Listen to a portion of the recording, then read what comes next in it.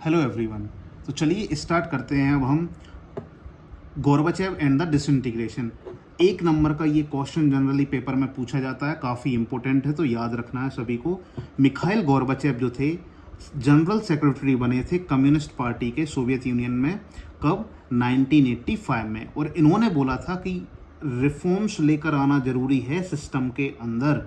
अब रिफॉर्म्स जो थे बहुत ज़्यादा ज़रूरी थे ताकि यूएसएसआर को बचाया जाए। यहाँ पे अब टेक्नोलॉजिकल रेवोल्यूशन लाने की ज़रूरत थी, जैसे बेस्ट में आया था।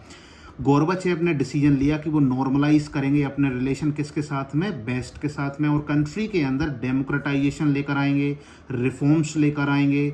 अब जो सोवियत यूनियन में हुआ क्या, इसके बाद में इतने सारे इफ़ेक्ट्स आए, ना तो ये किसी ने इंटेंशन सोचा था और ना ही ऐसा किसी ने एंटिसिपेट किया था।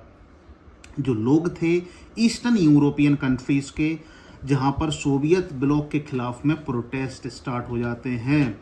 और पहले की गवर्नमेंट क्या करती थी, सोवियत कंट्रोल के अंडर में ये जो प्रोटेस्ट होते थे तो इनको सप्रेस कर दिया जाता था, दबा दिया जाता था। लेकिन इस बार under the Gorbachev secretary general secretaryship ये कभी भी अब इंटरवीन करने नहीं गए उन चीज़ों को। तो क्या होता जा रहा था, एक के बाद जो कम्युनिस्ट रेजिम्स थी अब ये धीरे धीरे करके क्या होने लग गई, कोलैप्स, एक के बाद एक गिरने लग गई, ठीक है ना। अब ये जो डेवलपमेंट्स थे बहुत तेज़ी से आगे बढ़ने लग गए। अब समझ में आने लग गया था कि यूएसएसआर जो है वो बहुत तेज़ी से क्या होने वाला है, डिसइंटीग्रेट होने वाला है। फिर गोर्बाचेव ने कुछ पॉलिसीज़ को इनिशिएट किया कंट्री के अंदर, जैसे इकोनॉमिक रिफॉर्म्स, पॉलिटिकल रिफॉर्म्स लेकर आए, डेमोक्रेटाइजेशन लेकर आए कंट्री के अंदर।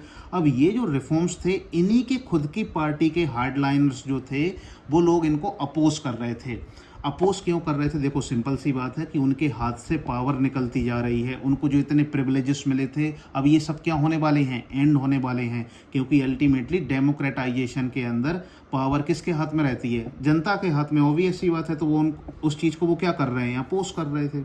अब क्या होता है, एक कॉफ होता है, तख्ता पलट होता है सरकार का 1991 में। और ये किसने इंकरेज किया था? जो कम्युनिस्ट पार्टी के हार्डलाइनर्स, कट्टरपंथी नेता थे, उन लोगों ने। क्योंकि लोग जो पीपल्स थे ना, अब उन्होंने फ्रीडम को टेस्ट कर लिया था। वो नहीं चाहते थे ओल्ड स्टाइल का जो बहुत पुराना एक सिंगल पार्टी कम्युनिस्ट सिस्टम चला आ रहा है उसके अंदर रहना, अब बिल्कुल भी वो नहीं चाहते थे। बोरिस येल्टसिन ये जो व्यक्ति थे ये एक नेशनल हीरो बन के आए थे, क्योंकि इन्होंने इस कॉप को अपोज किया था। रशियन रिपब्लिक, जहाँ पे येल्टसिन ने एक बहुत पॉपुलर इलेक्शन जीता था। अब क्या हुआ था कि इन्होंने पूरी की पूरी जो सेंट्रलाइज्ड पावर थी, कंट्रोल था, सेंट्रलाइजेशन क्या होता है, जहाँ पावर जो है कुछ ही हाथों में हो, सीमित लिमिटेड लोगों के पास में हो, उसको इन्होंने क्या कर दिया था, हिला दिया था। अब जो पावर थी वो क्या होने लग गई, शिफ्ट होने लग जाती है सोवियत सेंटर से, कहाँ पे, छोटे छोटे ये रिपब्लिक, क्योंकि ये 15 रिपब्लिक से बना था, तो वहाँ पे अब पावर क्या होने लग गई, शिफ्ट होने लग गई। अब स्पेशली कहाँ पे, यूरोपियन पार्ट में, ठीक है ना। जो सोवियत यूनियन के अंडर में आते थे वहाँ तो वो अपने आप को कैसा देखने लग गए थे, सोवरिन स्टेट, इंडिपेंडेंट घोषित करने लग गए थे कि भाई अब तो हम इंडिपेंडेंट हैं, अब इस सिस्टम के अंदर हमको रहना ही नहीं है। जबकि जो सेंट्रल एशियन रिपब्लिक्स थे ये अपना इंडिपेंडेंस के लिए इन्होंने कुछ भी नहीं देखा, जैसे थे वैसे ही रहना ये चाहते थे, ठीक है ना। किसके अंडर में? सोवियत फेडरेशन के अंडर में। अब देखो इनको सरप्राइज क्या हुआ, ये मोस्ट इंपोर्टेंट क्वेश्चन है, इसको सब अच्छे से टिक कर लेना। दिसंबर 1991 में under the leadership of Yeltsin, Russia, Ukraine and Belarus, ये 3 मेजर कंट्रीज सामने आती हैं और डिक्लेयर करती हैं क्या, कि यूएसएसआर जो है वो पूरी तरीके से क्या हो चुका है, डिसबैंडेड, खत्म हो चुका है। कम्युनिस्ट पार्टी जो सोवियत यूनियन में चलती थी ये इसको क्या कर दिया गया, हर हमेशा के लिए बैन कर दिया गया। कैपिटलिज्म, डेमोक्रेसी, इसको एडॉप्ट किया गया और ये बेस बन जाते हैं अब पोस्ट सोवियत रिपब्लिक्स के। इसके बाद में बताया गया है, अब जैसे ही डिक्लेरेशन होता है डिसइंटीग्रेशन का यूएसएसआर का, इससे क्या होता है, फॉर्मेशन होता है CIS, Commonwealth of independent state. एक नंबर का क्वेश्चन है तो याद रखना है सभी को। इसके बाद में क्या बताया गया है, लेकिन ये जो डिसीजन था ये सरप्राइज में आया था, स्पेशली कौन से रिपब्लिक्स को, सेंट्रल एशियन रिपब्लिक्स को।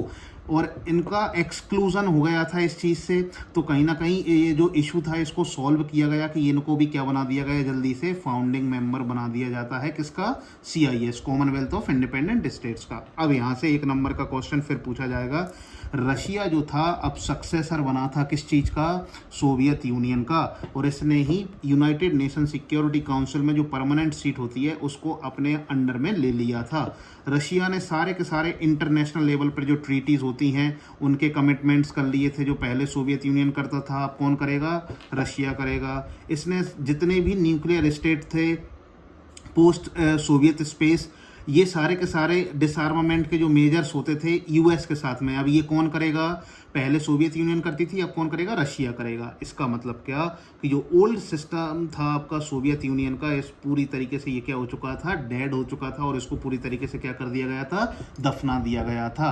तो ये था एक छोटा सा टॉपिक आपका, गोर्बाचेव एंड द डिसइंटीग्रेशन।